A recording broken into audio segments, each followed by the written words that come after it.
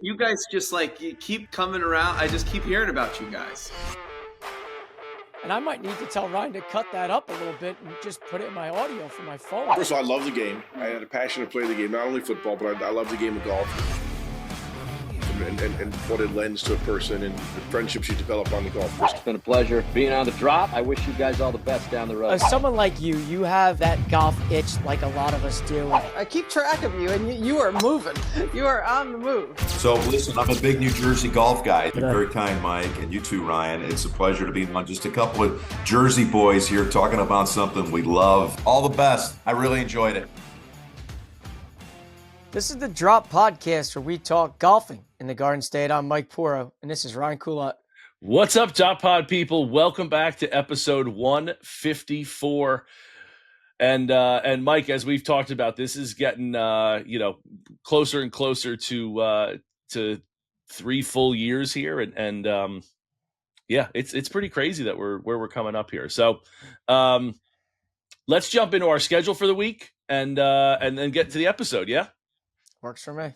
All right. So yesterday, Monday, the 15th, Mike is still going through his Myrtle Beach trip. Just like I got into my Ireland trip last week. You know, we're full of trips here. Mike played Tidewater, the 4th hole. It's a little baby dog leg. The 15th hole. 15th hole. You said par 4, 15th hole. Little dog leg left. Not terribly long. Good little hole, and kind of gets you into that stretch there, Mike. I don't know if there's a better 3-hole stretch than 16, 17, 18 there at Tidewater. Just awesome golf. But we got that. That came out yesterday. If you didn't go check that out, go over to the Instagram, check out the reel, go to YouTube, check out the short. That's where they live. Today is the 16th. Episode 154. You got Mike and I here. Mike, wave to the camera. If you are listening to this, make sure you're subscribing to wherever you listen to, Spotify, Apple Pods, wherever it is. We appreciate it. Rate, review, subscribe, all that stuff. If you are watching this on YouTube, please give it a subscription. We do appreciate that. Everything, every video that we do, YouTube's where videos live for us. So make sure you go check that out as well. Make sure you go do all those things for us. Wednesday this week, like I said, I'm in Ireland. I'm playing Korn again. My first day out there, we played Korn, the Hackett course. Now we're playing Korn Wild Atlantic Dunes, and I take on the 5th hole. It's a par 3, 155 yards. I'm back on the par 3 train, Mike, apparently. But the reason I did this one, and I don't know when we record them, it's not like we know the order necessarily, right? Like in Ireland, I knew they were going to come out in order. So I did try to not do like all par 3s while in Ireland, right? But this one I felt like I had to do. Korn claims that this is the closest hole to America in Europe. And Ireland is the closest, you want to say like continental, right? You got to take out Greenland, you got to take out Iceland for that because technically they're part of Europe, but I don't know how much Europeans claim them. Is kind of the feeling I got when they were telling me the story. So, kind of like Americans in Alaska, I guess. Like it's kind of out there.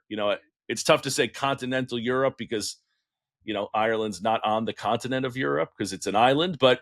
You get what I'm saying, and I kind of get the sentiment there. But yeah, it is. It's the closest one. It's the farthest western course in Ireland. And when I'm teeing off there, it's the Atlantic Ocean right behind me. So I squinted. I thought I saw you in New Jersey there, but I could have been wrong. That's on Wednesday. Thursday, Rob Schutte. Finally, we got him on. This is a New Jersey podcast. We're talking, golfing in the Garden State's our logo. And what's more Garden State than our state college's golf coach?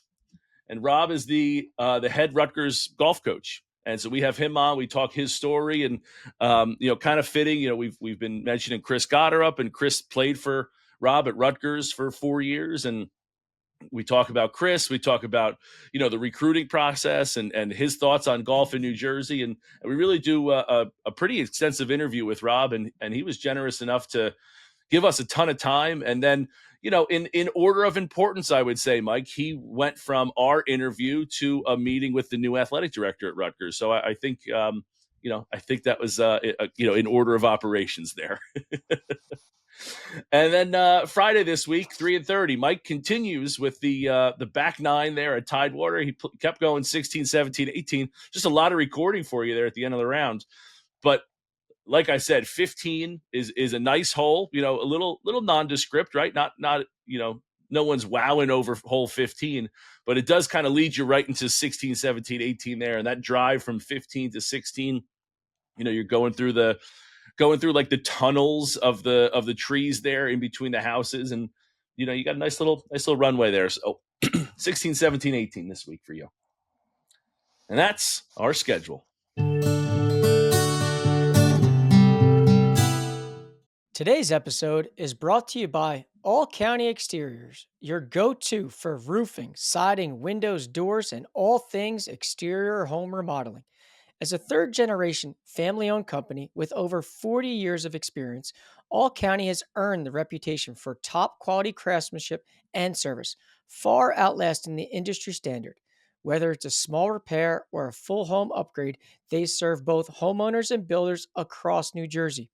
They're deeply rooted in the community, proudly supporting Make-A-Wish, St. Jude's, Roofs for Troops, and parents of autistic children. Thinking about a project? Now's the time. Get an instant 20% off for a limited time.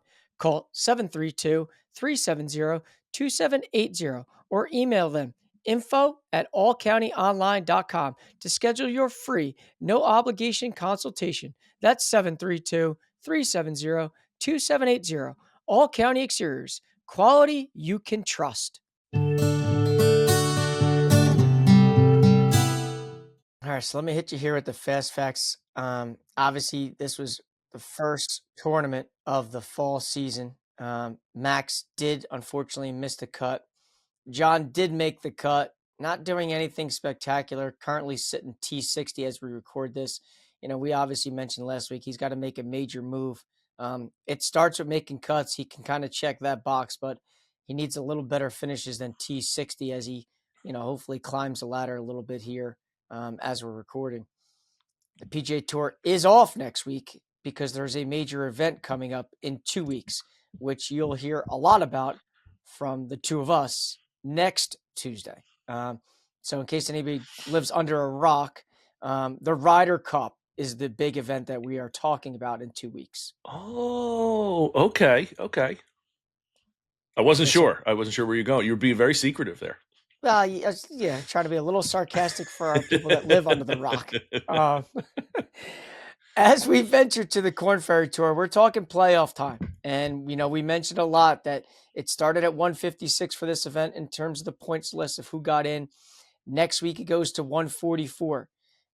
Thankfully, Ryan and James are both within the 144 number, so they really have nothing to worry about. But this week, Ryan did miss the cut. James he did make the cut. He's currently sitting T57. But we said that in order for them to make and get a full Korn Ferry Tour card next year, no ifs, ands, or buts, they got to finish in the top 75. Currently, they are still both outside it. Even with James making the cut this week, he's projected in that 76, 77 range. So if he has a big Sunday today, he's not wrapped up as we're recording because the tournament's still ongoing. He could slide in there, but currently he's still on that cusp. So we need our two guys to kind of make a little bit of a move to guarantee that Korn Ferry Tour card for next year.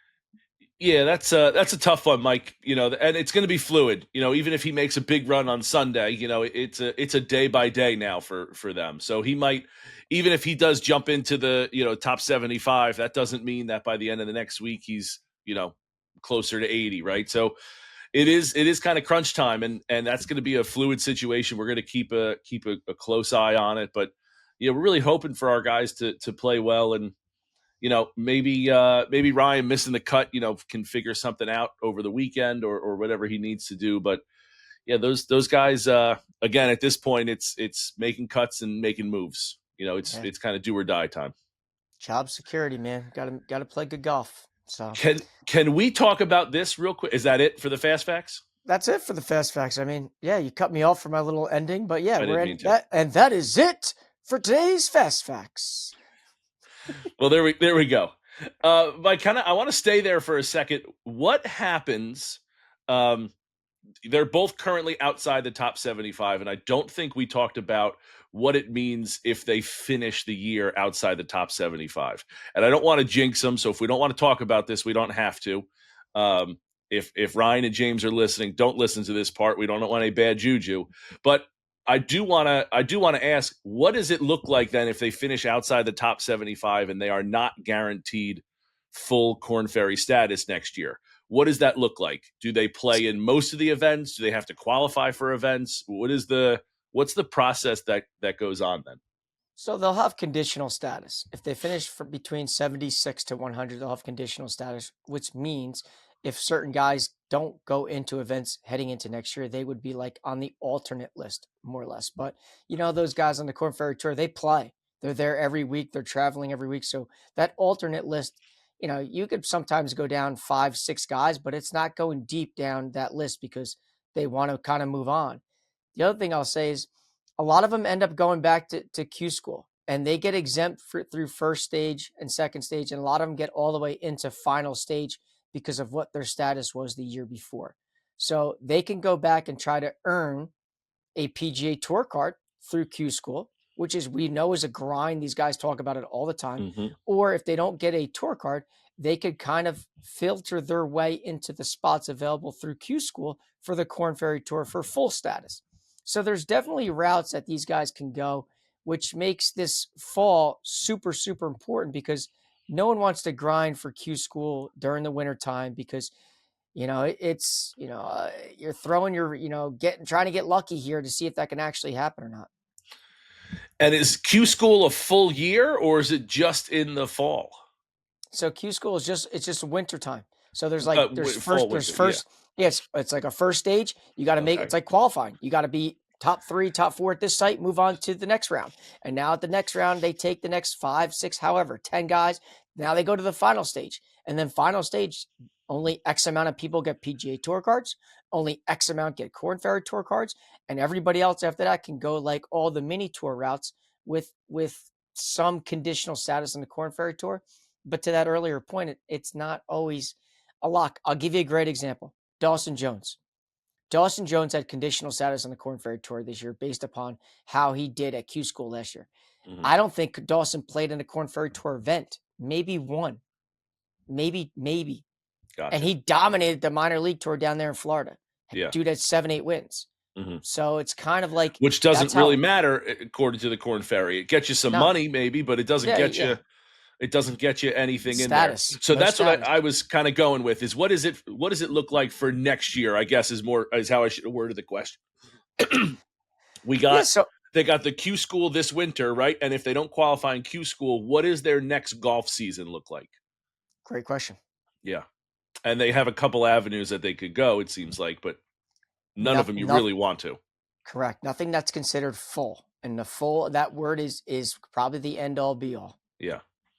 So, well, like I said, best of luck for those guys. We don't want to put out bad juju, but we've kind of talked about it last week, this week, maybe even the week before. And I kind of felt like, all right, it's time we've been talking about this. They're outside the top 75. And what does that mean? And that top 75, does it include taking out the top 30 that are moving on that got their tour cards? So the top 20 automatically get their PGA Tour card. Top 20, whatever it was. Top 20. Yeah. And then from 21 to 75 are guaranteed Korn Ferry Tour. Gotcha. Okay. Well, hey, again, best of luck to those guys. Hopefully, again, a miscut's not going to be good, but hopefully Ryan can figure that out. And no Chris this week, huh? No Chris on the PGA Tour? Extended vacay. Yeah. Good for him. All right, Mike, let's get into some of our topics this week. How do you go? It seems like we have a couple shorter ones and a Let me hit bit you of a with the shorter one. Ones. Yeah, we'll save the longer one because I don't even know what that word is that you wrote here in our specifically put it that way for you. So yeah. So let's start with the US Mid-Am. Obviously, that's ongoing right now. That started on Saturday. We have quite a few people in this tournament from not only our state, but also former guests as well. And again, to kind of educate the audience, they're out there in Arizona. They're playing Troon Country Club in Troon North. And the way it goes, it's 36 holes of stroke play. From 36 holes, then it goes into match play, which began yesterday. Okay. So as we're recording, I don't really know who's moved on, where guys are at, but I can say this. Well, you and I live in the East Coast, and Arizona is, west, so different right. time zone. It's still not light there where they are. Geography lesson from the history teacher. So as I will say, first off, congrats to Troy Vannucci, Jerry Wall, Doug Ergood, Matt Matari, Brian Pelosi, and Doug Ergood, all New Jersey guys that frankly qualified for this event is a huge accomplishment. So those guys are out there. Currently, as we're recording,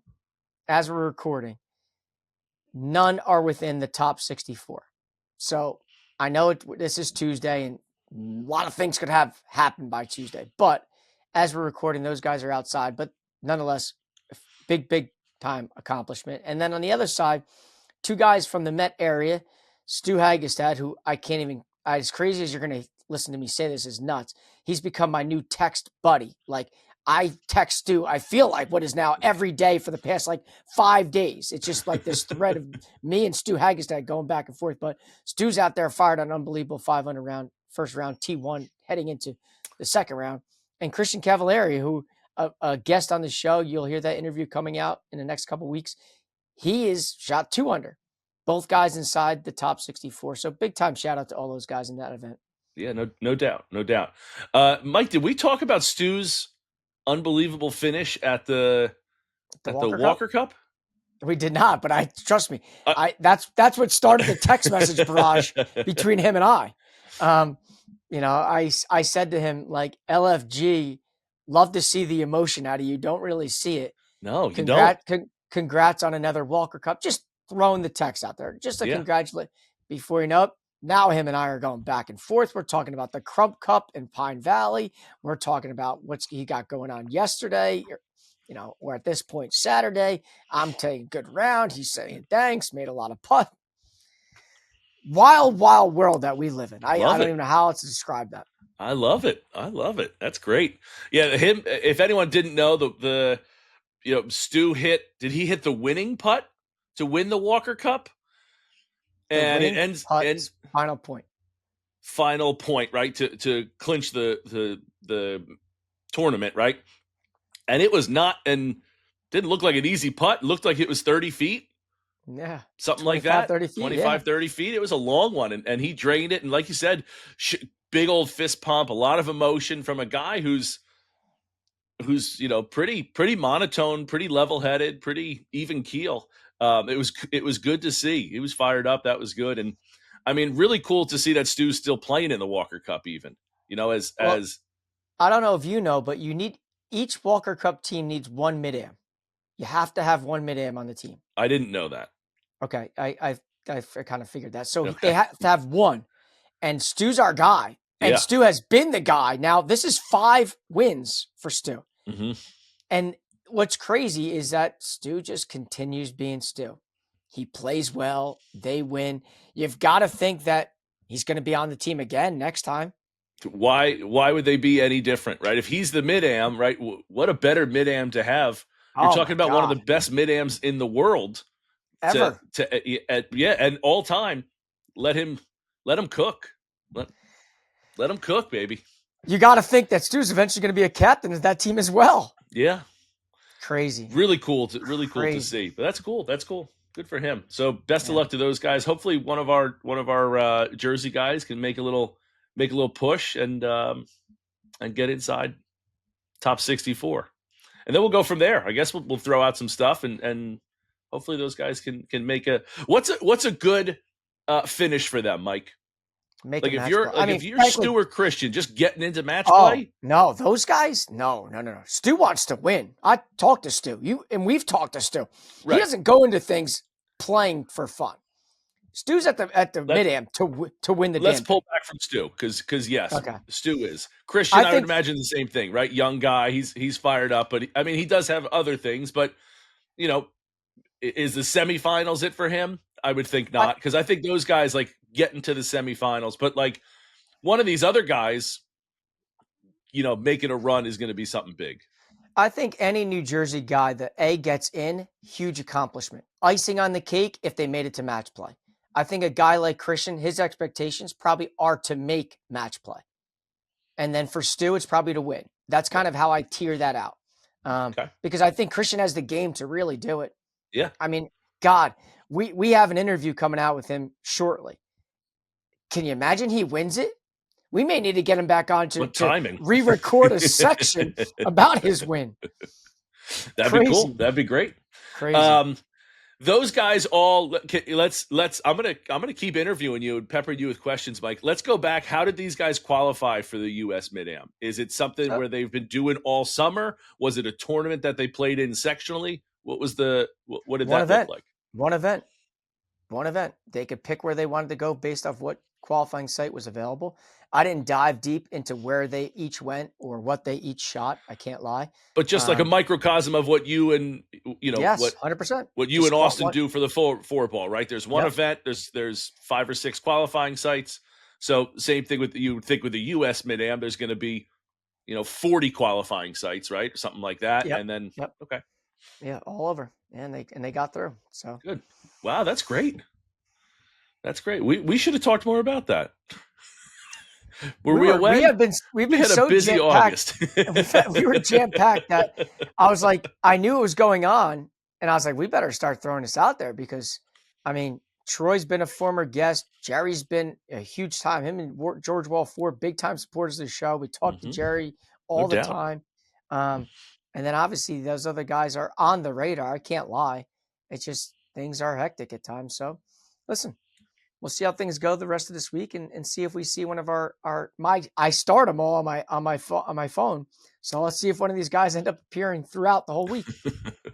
Love it.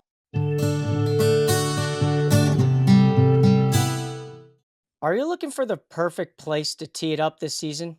Or just looking for a great spot for casual comfort food?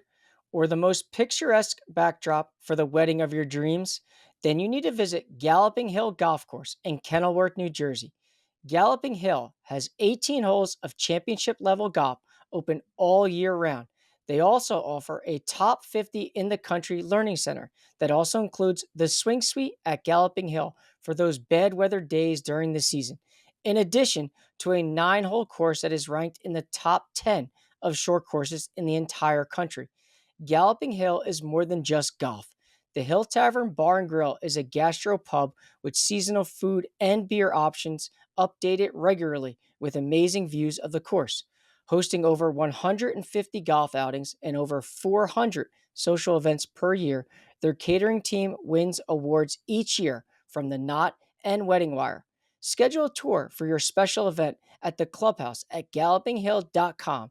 To top it all off, Galloping Hill will be hosting the New Jersey Men's Public Links Championship for the record 12th time. It's all happening this year at Galloping Hill.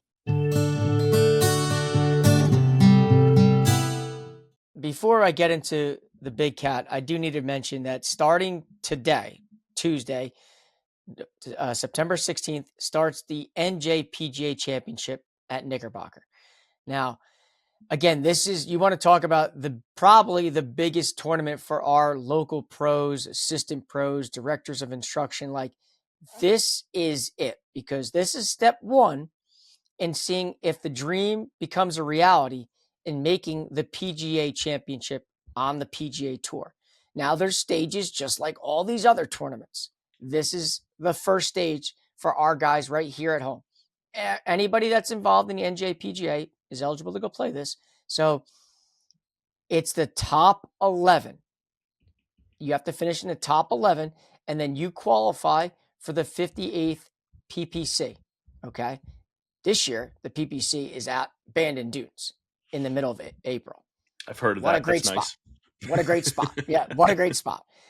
And then at Bandon or at the PPC, you need to finish in the top. I believe it's top 20.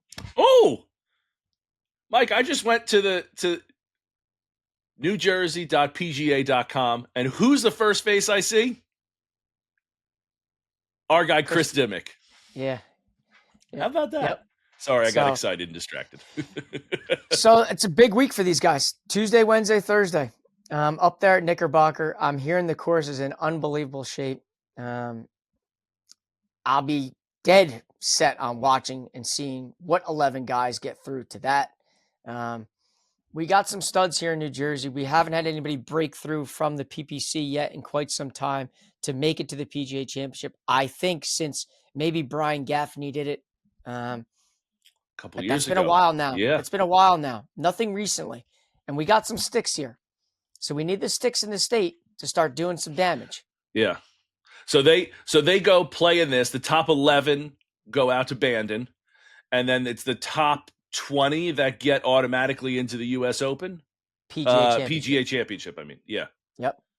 So it's not an easy endeavor. No, not at all. Not at all. So best of Do luck we to have those the guys. field? Is the field up? I did not look in terms of all the names. I did not look. That's where I start. That's why I started kind of going for leaderboard courses. I'm gonna take. Oh, but I'm sure it has to be out. The pairing sheet has to be out, isn't it? I have the leaderboard up, but the leaderboard obviously has no leaders yet. Everybody's tied. Actually, if you didn't know, breaking news: everybody's tied. Everybody's even par. Shockingly, everybody's playing even in alphabetical order. That's amazing. How many times does that happen? I'm going to try to find the pairing sheet. That would be cool to see. Yeah, we've had so many connections with so many people here in this state, Mike, that it's tough we can't roll off everybody who we'd want to shout out there. So I would even say this: the people we haven't connected with, good luck to them. Those just repping New Jersey would be a huge thing. So yeah, really cool. Good luck to those guys.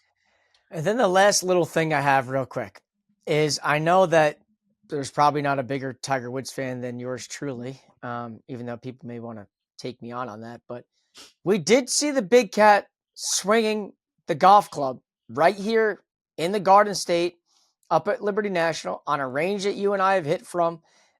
And I mean, man, oh man, did he look good or what? I mean, his body looked like it was in very good shape. He's swinging the golf club with ease, nipping little wedges here and there. Mm-hmm. I mean, are we talking a serious comeback here in 2026 from the big cat? Yeah, I'm not going to go there like you are, because he was just nipping wedges. It wasn't even like I was seeing full swings, but we get teased with this. Seems like every year. Tiger apparently has a standing invitation to Liberty National's driving range sometime, late he does September. the Nexus Cup. That's what he does. It's one of his sponsors that he goes out there and does a little where he puts on his routine, his comedy routine, right? Little clinic. He's working on his stand-up routine. He's trying to his post-golf life is going to be Tiger Woods the stand-up comic. Watch his special on Netflix. But yeah, he's up there doing his thing. Yeah, I saw those videos too. It is good to see him out and around. I would say, we've kind of really only seen occasional pictures of him and Charlie, because it's more been a summer of Charlie, and not that it has been the summer of Charlie, but like Tiger's been relatively quiet, minus seeing him following Charlie or on the bag for Charlie. So, yeah, good to see him out. It is. Golf is better when he's around. And, maybe he'll stick around. You think maybe he'll go hang out at a former spot of ours, Hamilton Farms, for a little while, rather than go back to Florida and then come back for the Ryder Cup? No. The PJ's taking him there and back. I guess when you have that, it does make travel slightly easier. When you're Tiger Woods, you do Tiger Woods-like things. Yeah. You know what? You talk about living on a different level. That's a different level there. All right, Mike. That's the big cat update. Like you said, I have a word on here that you don't know what it is. And I did that intentionally. Can you even say that word? I think I can, but I'm not sure that it's correct. But the word I have here is golf Platzreife, is I think how it's pronounced. And for those of you that are thought I just had a seizure or something on the air here, that's not it. What that is is we talked about it last week with the golf test, that there's a test in Germany. Remember, I had brought that up last week. This is what that is. It is if a quick. I wanted to give you guys a little more information about it, right? We talked about it a little last week, and I kind of wanted to go a little bit deeper. So obviously, I went super deep, and I Googled German golf test, and the AI overview blue box on Google told me it translates to translates to course maturity or readiness for a course. And what it is a standardized test. It's required to play on most golf courses in Germany, consists of a written exam on the rules and etiquette of golf, and a practical test for a golfer's ability to chip, pitch, putt, and play a round of golf within a certain score threshold.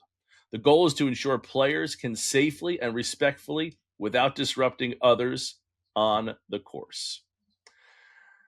And then you got a plethora of articles here, and then you got Wikipedia has a page for it for a golf license. Turns out that Germany is not the only state to have this golf license. I wouldn't say it's super popular, but you got Belgium, Germany, the Netherlands that have something like that.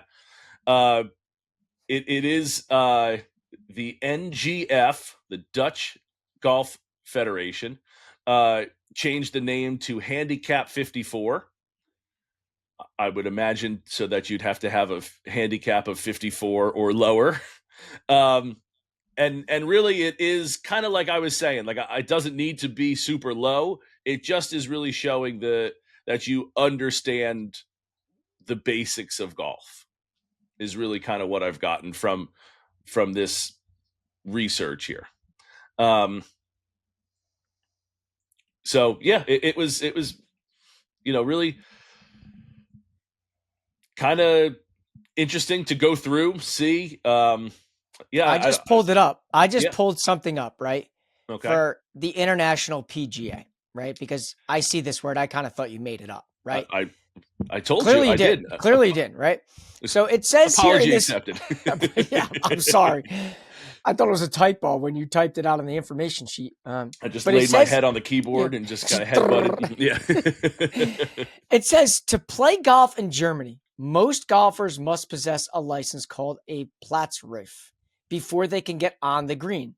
To get a license, you can expect to pay at least $300 for a 5-day course that involves several hours of training each day.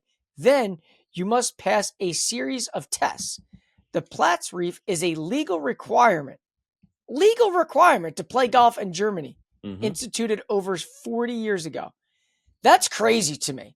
That's absolutely crazy to me that if someone wants to go pick up a hobby, you got to go pass all these tests. Because if I want to go play baseball, if I want to go play soccer, if I want to go play basketball, no one's saying to me, hey, listen, before you get this ball at the court, you need to make 5 threes in a row.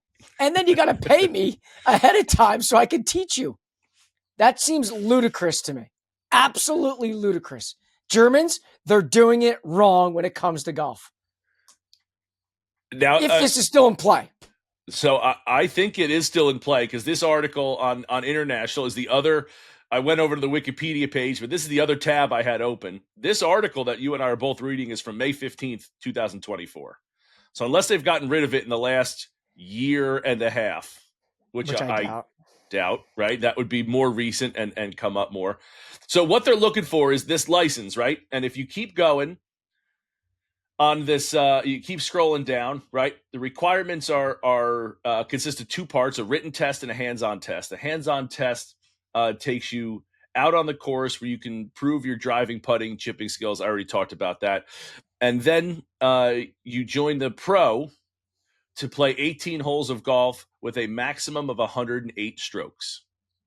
So again, we talked last week kind of about like what makes a good golfer and that kind of, they're saying 108 strokes is your maximum that you're allowed to shoot. So in this test, if you shoot less than that, then you're able to go. And again, right now, I don't see a problem with that. I really don't. It says most courses. So again, you're looking at some of the courses that are you'd have some courses where people would just go and knock it around, right? But 108, if you're going to go shoot 108 at some places, they want you to be able to at least understand what other people are thinking around you, right? So I don't love it. I don't hate it though. And then the next part, again, the written test. If you miss 6 questions of the 30 you failed, the test is in German. Okay, so if we try to get a hold of it, you and I are going to struggle, I would think. The German institution keeps the rules for hackers from the institute. These rules to keep hackers from slowing up others. Some players, however, think the Platzreife is a method to preserve golf for the elite. Getting it requires a considerable sum when you add up the training fees, hotel costs, equipment, so to speak. I can see that. I didn't take it like that because I think that golf should be for everybody. But I do kind of like this. If you're playing like a most courses and you're shooting 150 and you're taking slowly and you're tearing up the course, I would think most courses wouldn't want that. And I would think most people wouldn't want that.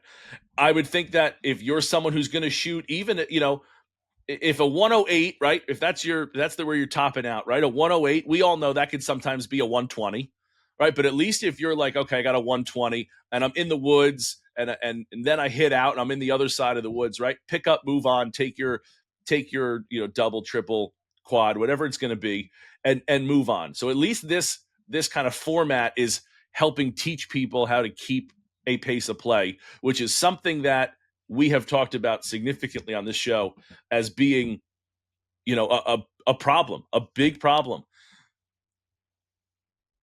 Is it maybe too extensive, maybe too expensive, maybe too something or other? Could be, certainly could be. But I do like the idea of having more people understand golf course etiquette, we'll call it. And that doesn't mean necessarily like fixing divots and pitch marks and raking bunkers and things like that. It's more, how to properly act when you're out there. Yeah. Listen, I got to toss this out there to any listener that's listening right now to this, that if you are from Germany or if you are German and you've, come over to the United States or, a family member that's got, I need to hear this story. Obviously the DMs are open. Shoot us an email, the dropgolfpodcast@gmail.com. I need to hear about this because to me, as someone who is probably, again, pace of play is probably the end all be all for someone like me who wants to basically run and play golf. I get it, but I just can't imagine telling someone no, because if I have my money and I can go play, you're going to tell me no. It seems crazy to me. I got to have a license. I don't know. I need to hear I need to hear a story, a real life story. We don't necessarily tell people no here, but we do have a system here, Mike, that does allow. We have a handicap system. No. But if I'm a guy that wakes up and has never played golf before, and I go to this golf course and I say I'd like to rent a set of clubs, and they have a rental available, and I pay my greens fees, you're not telling me no. Where in Germany, if I don't show the license, they wouldn't give you they would say, hey, show you your license. You go, I don't have one. They wouldn't rent you the set.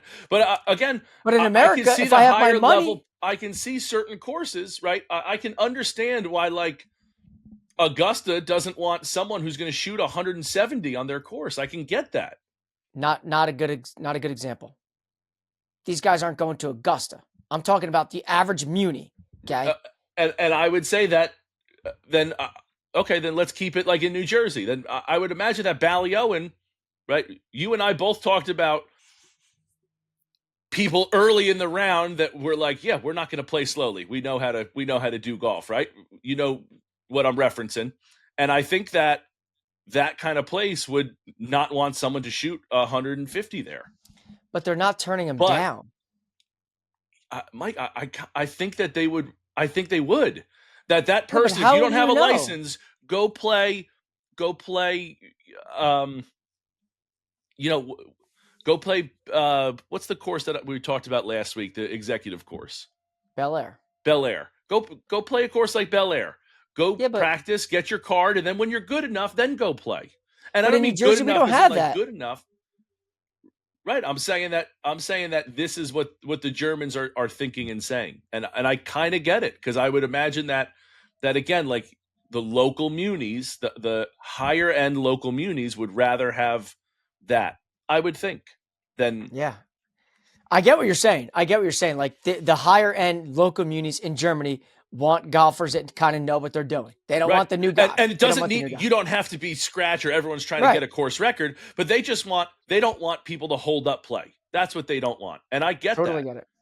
I get it. I think it's crazy though. I think it's crazy that I'm denying someone access to something because I've never done it before. I don't know. Listen, someone from Germany needs to DM us, email us, because I need to really dive deep into the weeds here, because you got me going crazy over here that someone has the money to play at a public golf course. I'm not talking about knocking on the door at Augusta and saying, hey, listen, I'm looking for the 7:30 tee time. I'm talking about if I wanted to go to Bel Air in New Jersey, an executive golf course, in theory, in a place like Germany, I'd have to show a card. I don't think they're talking about local munis is how I take this. So I think you keep thinking like local muni, like Bel Air is accepting cards. Bel Air is not accepting the cards. Anybody can go play that. That's what I take this, or I think of this as the mid to higher level are going. Again, if you look at Monmouth County, right? And we've ranked our Monmouth County courses, right? You know, you have Hominy and Charleston, Howell, and then Shark, right? And Shark's taken a lot of ricochet shots on this podcast, and from me, and I like Shark River, I do, but it is the fourth in line of those. Those other courses are, you know, the crown jewel. I love Charleston. I've talked well about that. Howell has gone through a renovation over the last, let's call it, decade, and has been revitalized, right? Shark is in my opinion, the fourth in those. What we're talking about is having Shark accept everybody, but Hominy is taking the card. That's what we're talking about here, I think. And maybe even a course like Shark is you know, open, or Howell is open. You know, I think like the majority of them, how I take it, and I don't know if it's true, but the majority of them are open to everybody. But we're going to have a percentage of them, and maybe it's 50% of them are going to be like, hey, you need to know how to play golf before you come on. Yeah, we need to get to the bottom of this, because now you got my mind going crazy. So I need a German. Well, I need someone from Germany. I need somebody that has some history of German accent or descent, I should say, that can help me out here. I need full on proof. Well, I don't know if that's going to help, because I'm German and Italian, so a German descent might not necessarily help you. But lucky for you, I did pull up two things for you, Mike. Two people who you could DM right now, right? Martin Keimer, Bernhard Langer. Two German golfers. Guys, I don't want you on the show to tell me anything about anything. I need information about the Platzreife. Yeah. I don't want to know about your history. Give me... What's this golf license that I've been hearing? And the other thing, Mike, is maybe we just start DMing golf courses in Germany. You know, just start, hey, you know, anyone willing to talk to a couple Americans? We have some questions. Yep. Add that to the scheduler's list of to do. Yep. The laundry list grows. Well, that's kind of, I did want to bring it up. I talked about it last week, and I found it, again, more interesting. I would really like to get my hands on that test, and take, you know, an edited English version of it. But I wonder what's on it. Like I don't think that 108 is terribly unreasonable. Maybe it should be a little higher. You know, again, I'm for more inclusive, but I would more like to see what's on that test. I really would. Because again, 108, like I said, I this summer I shot a 78 and I shot a 93. So I understand that things can vary, right? So you might be 95 and then 115, 120. So I understand the variation there, right? but I'm interested to hear and see what's on the test. I think that's super interesting. I'm going to see what I can do. Okay. But like I said, I wanted to make sure that we came back to that because I knew we had talked about it last week and something that we should cover for this week. Mike, you got anything else for this week? Any other foreign words you want to discuss?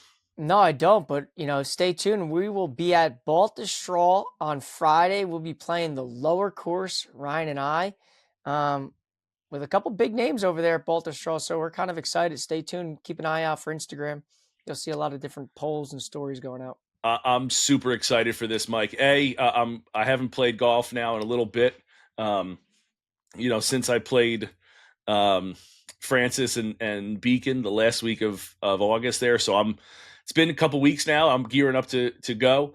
And as we've talked about, I think, Balti Lower is my Moby Dick. That's my white whale. I've been really, it's kind of, if I go back to the roots, right? The 2005 PGA was there or something like that.